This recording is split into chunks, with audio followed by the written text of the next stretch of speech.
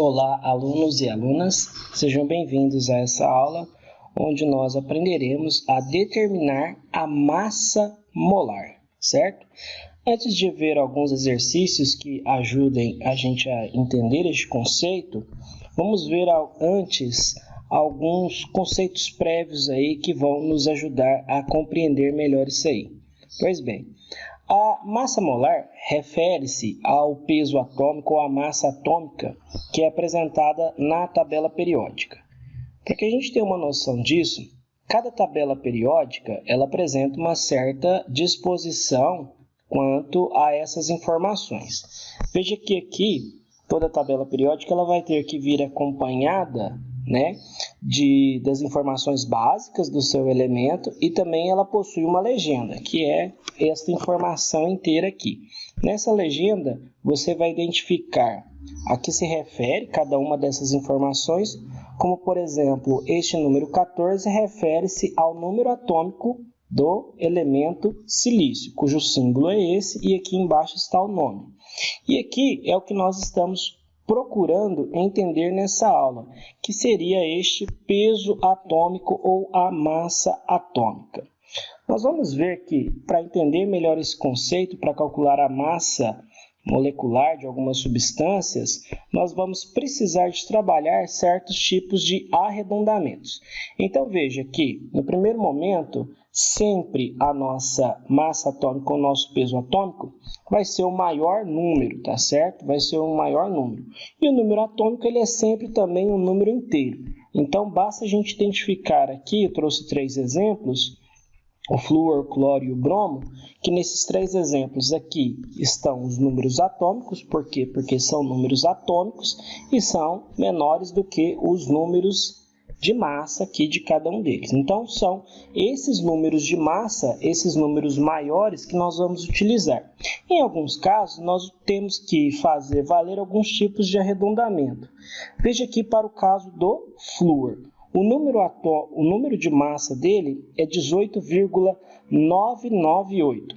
Esse número está mais próximo de 19. Então, nós vamos utilizar para o flúor o número 19. Aqui para o cloro, ele é um caso especial, porque veja que o número de massa dele é 35,45. Em alguns casos, nós podemos pensar, esse número está mais próximo de 35 ou de 36. No caso do cloro, o arredondamento correto para ele seria 35,5. Eu posso usar ele assim, dessa maneira, com esse número aqui após a vírgula, tá certo? Então, é um caso que eu posso utilizar ele nesse arredondamento aí, 35,5. Agora, aqui para o bromo, veja que nós temos um número aqui que é 79,904. Então, esse número está mais próximo de 80. Então, é esses números que nós vamos utilizar de maneira arredondada, tá certo? Outra coisa, esses números referem-se ao quê? A 80 o quê? A 35,5 o quê? A 19 o quê? Bom, em alguns casos nós vamos chamar isso aqui de unidade de massa atômica, que é quando eu me refiro à massa atômica do átomo deste elemento, ou eu também posso utilizar a notação massa molar. De que maneira que eu vou utilizar a massa molar? Essa massa molar, agora veja que ela refere-se a um valor, a uma notação que se chama mol. Seria a massa molar. E o que vem a ser esse mol? Esse mol, ele é um conjunto, tá certo? Um conjunto de átomos, moléculas ou íons, tá certo? É um conjunto de entidades químicas. Então, veja que agora, embora a gente tenha esse nome, nós temos que entender que mol, tá certo? É diferente de molécula, certo? Embora os nomes remetem a um outro, mol é diferente de molécula, tá certo? O que seria o mol? O mol pode ser um conjunto dessas moléculas. E o quanto que é esse conjunto? Bem, veja bem, a maioria das notações que a gente usa para referenciar é como se o mol fosse correspondente a uma dúzia, certo? A maioria dos casos explica assim. Uma dúzia seria 12, mas a gente vai ver que o mol é um número muito maior que 12. O que a gente precisa entender é que esse mol é um conjunto. Quanto que é esse valor? Esse valor ele foi determinado por Avogadro. O mol ele corresponde a este número aqui que é muito grande, que é 602 sextilhões aí, né? Da ordem de sextilhões. Se a gente fosse escrever esse número toda hora, não ia dar muito certo, né? Ia ficar muito grande. Então, para a gente escrever na maneira de notação científica, a gente usa ele abreviadamente como sendo 6,02 vezes 10 elevado a 23. E é este valor que corresponde ao mol. Sendo esse valor aí a chamada constante de Avogadro. Então, é um número muito maior que a dúzia. Para vocês terem uma ideia do que é isso, veja aqui que eu trouxe um exemplo do cloreto de sódio. No cloreto de sódio, o sal de cozinha, ele é constituído por cloro e sódio. Se a gente for olhar na tabela periódica, a massa do sódio é 23. Certo? De maneira mais arredondada. E a massa do cloro, que nós já vimos ali em cima, é 35,5. O que, de novo, são esses números? Bom, eu posso chamar de 23 unidades de massa atômica, quando eu estou me referindo à massa do átomo do elemento sódio, ou então 35,5 unidades de massa atômica, quando eu estou me referindo à massa do átomo do elemento de cloro, tá certo?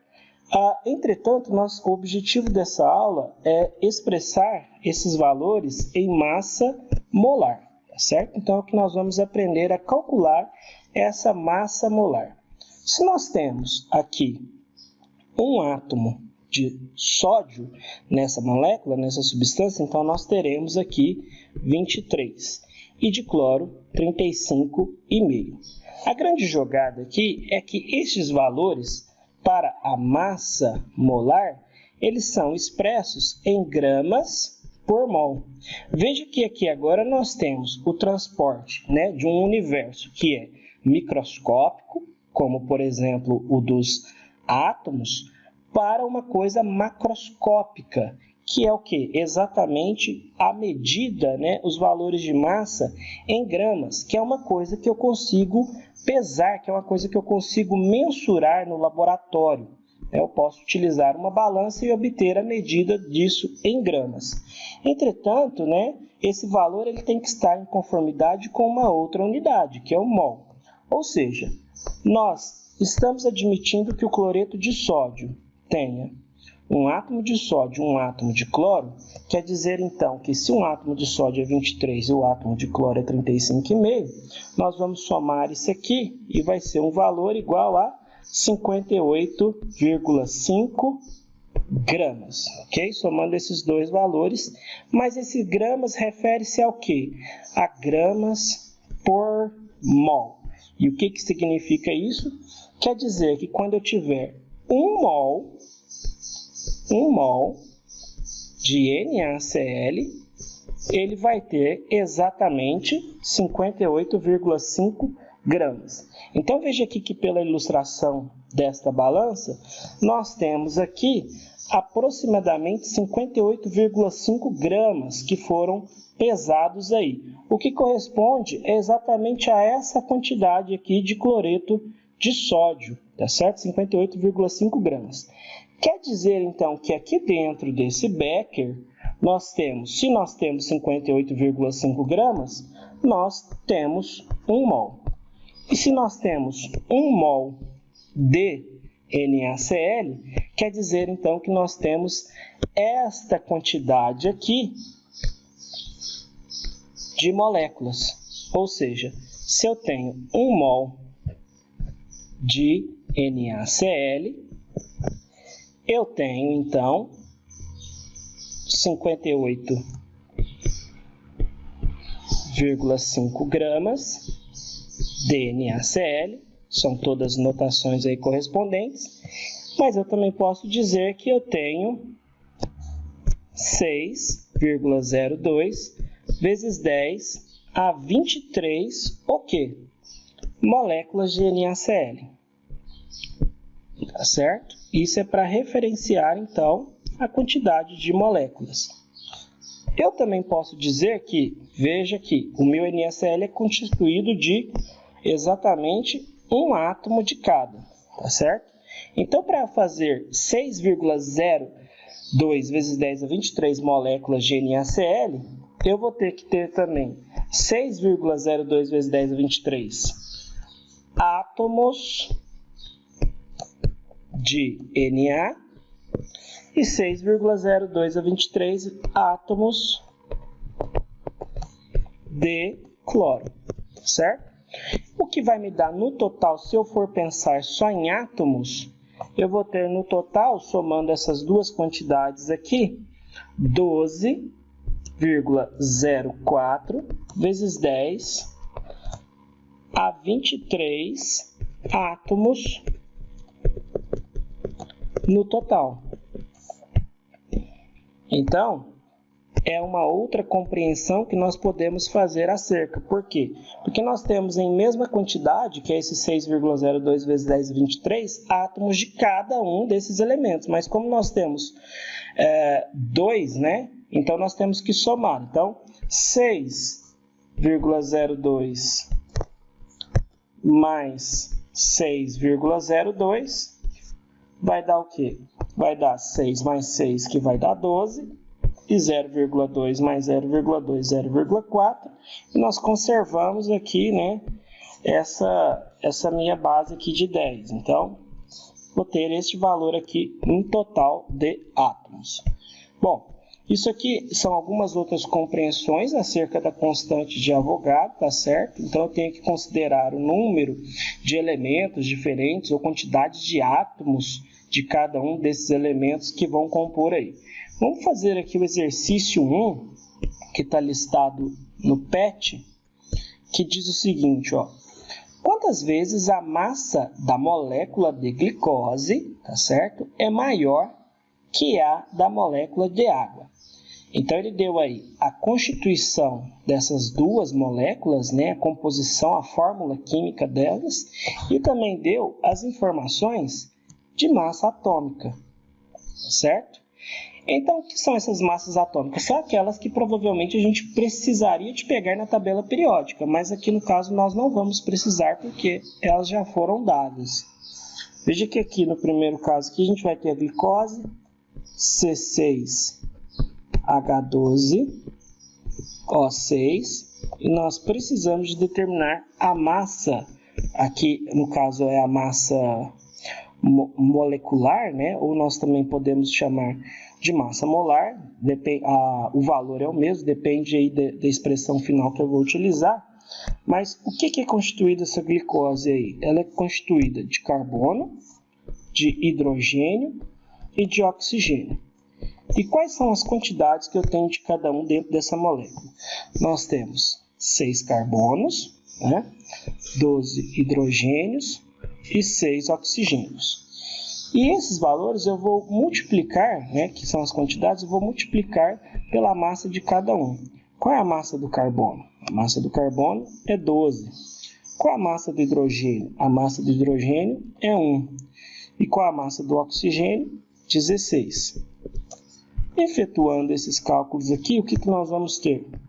Nós vamos ter aqui 6 vezes 12 é igual a 72. 12 vezes 1 é igual a 12. E 6 vezes 16 é igual a 96. Se está tudo juntinho dentro dessa molécula, então eu vou ter que somar esses três valores. Então, 72 mais 12 mais 96 vai ser igual a 180. E 180 o que? Novamente, nós podemos chamar isso aqui de unidade de massa atômica. Se eu estou falando que essa é a massa, né, da molécula de glicose, baseado no peso ou na massa dos átomos, ou nós podemos também chamar isso aqui de 180 gramas por mol, que é exatamente a massa de 1 mol de glicose. A massa de 1 mol de glicose é igual a 180 gramas, tá certo? Mas como o exercício está pedindo em relação a massa das moléculas, né, nós vamos deixar aqui como sendo unidade de massa atômica, só para a gente referenciar certinho. E no caso da minha água? No caso da minha água, ela é H2O e ela é composta de quê? Ela é composta de hidrogênio e oxigênio, sendo que de quantidades aqui nós temos 2 hidrogênios e de oxigênio aqui, se não tem nada, né, é porque é 1. Dado isso multiplicado pelas suas massas, quanto que é a massa do hidrogênio novamente aqui, ó? 1, e a massa do oxigênio, 16. Portanto, veja aqui, 2 vezes 1, 2, 1 vezes 16, 16. Somando isso aqui, a massa da água é igual a 18. 18 o quê? Pode ser 18 unidade de massa atômica ou gramas por mol. Quer dizer que quando eu tiver 1 mol de água, ou seja, 6,02 vezes 10 a 23 moléculas de água, eu vou ter 18 gramas, tá certo? E a pergunta é, quantas vezes a massa da minha glicose é maior do que a massa da água? Bom, se a gente for ver, a massa da água é 18 e a massa da glicose é 180. Este valor aqui, ele é 10 vezes maior do que esses meus 18 aqui. Então, portanto, resposta do exercício, né, 10 vezes maior, ok? Então, portanto, aqui fica sendo alternativa E para essa atividade. Em seguida, a gente tem a atividade 2, onde a gente tem que calcular as massas moleculares. Veja que os valores aqui estão expressos, né, nas alternativas, naqueles U, que refere-se às unidades de massa atômica, certo? E nós temos, então, que calcular essas massas para esses diversos compostos que estão aqui. Vamos começar pelo H2SO4. E aqui as massas atômicas foram todas dadas, né? A gente não precisa de pegar lá na tabela, como eu mostrei para vocês, caso precise de pegar. Então, vamos começar pelo H2SO4. Então, H2SO4, nosso ácido sulfúrico. Do que ele é composto?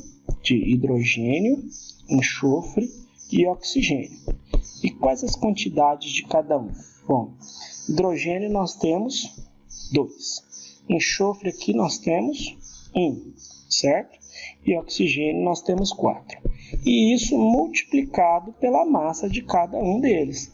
Qual a massa do hidrogênio? Massa do hidrogênio é 1, massa do enxofre é 32, certo? E massa do oxigênio 16. E agora o que eu faço? Multiplico aqui os valores individuais. Então, portanto, 2 vezes 1 igual a 2. 1 vezes 32, 32. 4 vezes 16, 64. Somando esses três valores, né, porque estão todos juntinhos aqui, 2 mais 32 mais 64 é igual a 98U. Então, para o primeiro composto, nós teremos 98U de unidade de massa atômica, ou se eu quiser expressar em massa molar, eu digo que é 98 gramas por mol, certo? O próximo é o H4P2O7. Então, vamos escrever ele aqui, H4P2O7. Do que o H4P2O7 é composto? De hidrogênio, de fósforo e de oxigênio. Quais as quantidades que eu tenho de cada um? Hidrogênio são 4, fósforo são 2 e oxigênio são agora 7, certo? Multiplico pelas massas deles individuais.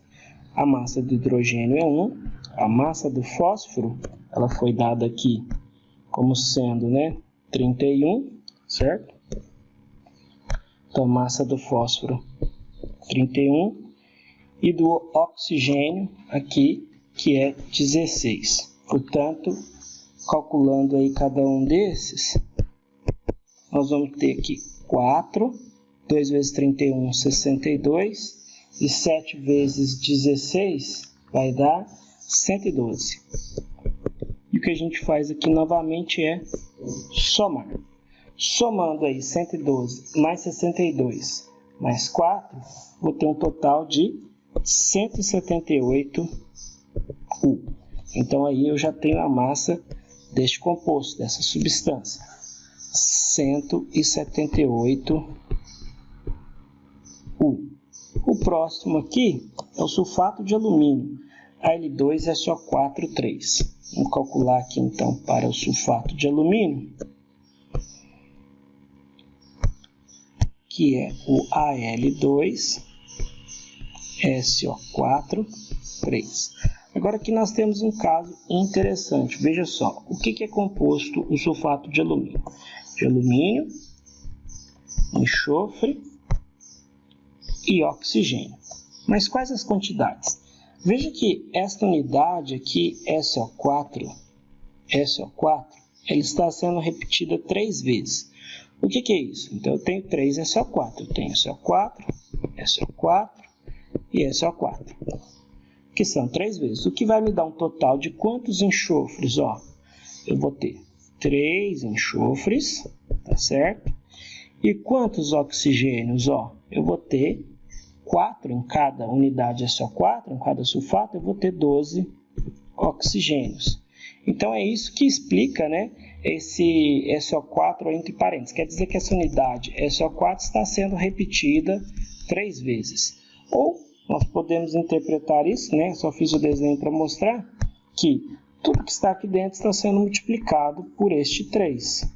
Então, se aqui eu tenho 1 e aqui eu tenho 4, eu tenho no total 3 enxofres e 12 oxigênios, tá certo? Então, é isso que significa essa representação aí. Vamos aqui, então, colocar... Aqui está faltando 2, porque é L2, né? Então, aqui nós temos no total de 2 alumínios. Enxofre, nós vemos que nós temos 3. E oxigênio, nós temos 12, certo? Efetuando aí a multiplicação para cada uma dessas massas, a massa do alumínio, lá em cima, ela é 27. A massa do enxofre, 32, e a massa do oxigênio, 16. O que é isso aqui? Tudo multiplicado vai dar 2 vezes 27, 54. 3 vezes 32 vai dar 96. E 12 vezes 16 vai dar 192. E quando eu somo isso aqui tudo, 192 mais 96 mais 54, vai me dar um total de 342 U, certo? Unidade de massa atômica ou massa molar, se assim eu quiser referir. Então, o sulfato de alumínio são 342 U. E por fim, a gente tem que calcular deste composto aqui, desse Ca3Fe, vou escrever ele aqui, ó, Ca3Fe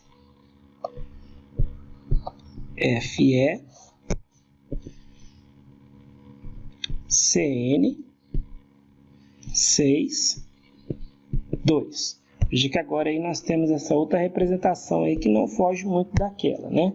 Então, o que nós vamos ter aqui? Nós temos o cálcio, nós temos o ferro,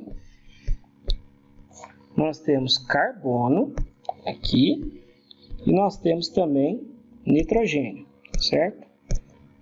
Então, vamos colocar aqui nitrogênio. E agora, quais as quantidades individuais que eu tenho de cada um deles? Bom, de cálcio eu vi que aqui eu tenho 3, certo? São 3 cálcios. E de ferro, vamos ver ali que o ferro, ele está dentro aqui desse símbolo, certo? Então quer dizer que tudo que está aqui dentro vai ser multiplicado por 2.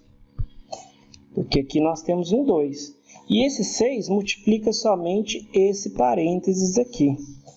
Então vamos fazer da seguinte forma: o ferro, Começando ali pelo ferro, que não tem nenhum, que tem só um, nós vamos ter então 2 átomos de ferro aqui nessa minha molécula. E aqui nós vamos ver aqui que nós temos esse CN que está repetido 6 vezes. E esse 6 vezes está repetida 2 vezes. Então nós vamos ter um total de 12 para cada. 12 para carbono e 12 para nitrogênio. Então nós vamos ter aqui 12 e 12. Agora vamos escrever as massas individuais de cada um. Do cálcio é 40, certo? Do ferro é 56. Do carbono, que nós temos 12, a massa dele também é 12. E do nitrogênio, a massa é 14. Neste caso, aí, efetuando aí as multiplicações, 3 vezes 40, 120. 2 vezes 56, 112. 12 vezes 12, 144. E 12 vezes 14, 168. Somando aqui todos estes valores, nós vamos ter 168 mais 144, mais 112, mais 120, que vai me dar um total de 544 U. Quer dizer, então, que se eu tivesse esse composto aqui, se eu fosse exprimir este valor em gramas por mol, nós temos aí 344 gramas por mol. Quer dizer, quando eu tiver 1 mol dessa substância, ou seja, 6,02 vezes 10 a 23 moléculas dela, eu teria aproximadamente 500 gramas, ou seja, quase meio quilo pesa o mol dessa molécula e dessa entidade. Então, portanto, para a última aqui, 544, que vai me dar aqui a alternativa B, certo? Onde eu encontro aí todas as massas desses compostos aí. Vamos aqui para a atividade 3, que ele diz o seguinte: a massa de 3 átomos de carbono, que é a massa igual a 12, é igual à massa de 2 átomos de certo elemento X. Pode-se dizer, então, que a massa atômica de X em U é. Então, quando nós tivermos 3 átomos de carbono, que cada carbono pesa 12, então nós vamos ter 3 vezes 12. Nós vamos ter como massa, então, 36U. Entretanto, essa massa, ela é 2 vezes a massa de X. Ela é 2x. Eu quero saber a massa de X, desse meu elemento X. Então, quer dizer que ao ter 36, eu tenho 2x. Então, ao ter x, eu tenho 18U, certo? Portanto, resposta aqui, alternativa E. A chave aqui para entender, para compreender esse exercício é que essa massa aqui corresponde à massa, né, que é 36, de 3 átomos de carbono, corresponde à massa de 2 átomos de um certo elemento X. Então, portanto, se 36 são para 2, cada um é 18, tá certo? Vamos agora aqui para a atividade 4, que ele diz o seguinte: veja que aqui nós vamos utilizar a correspondência, né, utilizando a constante de Avogadro. Então, o químico possui uma amostra de dado de cobre, e ele deu os valores aqui. O valor de cima, que é 64, refere-se à massa, certo? É o maior número, e geralmente ele vem escrito em cima. E embaixo, que é o 29, é o número atômico. Então, a massa que nós vamos utilizar é esse 64. A massa em gramas dessa amostra, sabendo que ela é constituída por 3,01 vezes 10 a 23 átomos. O que nós vamos pegar isso aqui? Se isso aqui é a unidade de massa atômica, então quer dizer que quando a gente tiver 64 unidade de massa atômica, ou em quantidade de átomos, né? Se eu vou me referir a isso aqui, eu vou ter, se eu tiver esse 64, eu vou ter um átomo, né? Eu posso dizer assim, uma unidade de massa atômica. Vamos pensar em termos de gramas por mol aqui. Se eu tiver 64 gramas, significa que eu vou ter, que essas gramas, lembrando que ela é gramas por mol, se eu tiver 64 gramas em 1 mol de átomos, eu vou ter a mesma correspondência, 6,02 vezes 10 a 23 átomos. Só que aqui ele diz que o quê? Nós temos essa quantidade aqui em átomos, nós temos uma quantidade menor, que é 3,01 vezes 10 a 23 átomos. Isso vai me dar exatamente metade da minha amostra, certo? Metade da minha amostra. Quando eu tiver, então, se eu tenho 64 gramas, né, em 1 mol, e corresponde a esse valor aqui em átomos, quando eu tiver a metade, eu vou ter metade da massa. Metade de 64 gramas são 32 gramas, tá certo? Então, portanto, aqui fica sendo a alternativa E, 32 gramas aqui para essa amostra. A chave para entender esse exercício é fazer a relação massa-mol, certo? E por fim, aqui a atividade 5, ele diz que o minério usado na fabricação de ferro em algumas siderúrgicas contém cerca de 80% de óxido de ferro 3. Quantas toneladas de ferro podem ser obtidas pela redução de 20 toneladas desse minério? Para começar a resolver esse exercício, a gente precisa de ver que o óxido de ferro 3 é o Fe2O3. Essa é a constituição do óxido de ferro 3, que foi dada aqui. O óxido de ferro 3 ele é constituído de ferro e oxigênio. Em quais quantidades? 2 átomos de ferro e 3 de oxigênio. E quais são as massas aqui? Já vamos elencar essas massas aqui. Cada ferro tem massa igual a 56 gramas por mol e cada oxigênio tem massa igual a 16. Então, portanto, efetuando aqui as multiplicações, nós vamos ter 112 e aqui 3 vezes 16, 48. Somando aqui, nós vamos determinar que a massa molar para o óxido de ferro 3 é 112 mais 48, 160 gramas por mol. Agora nós vamos partir para outra informação do exercício. Quantas toneladas de ferro podem ser obtidas pela redução de 20 toneladas desse minério? Sabendo que dentro dessas 20 toneladas, apenas 80% são óxido de ferro 3. Então aqui nós vamos ter, imagina que eu tenho esse minério todo, eu tenho aqui uma porção de 20 toneladas, só que apenas 80% é que são, de fato, Fe2O3, certo? Que corresponde aqui a 80%. O restante não entra, certo? Eu tenho um desconto aí.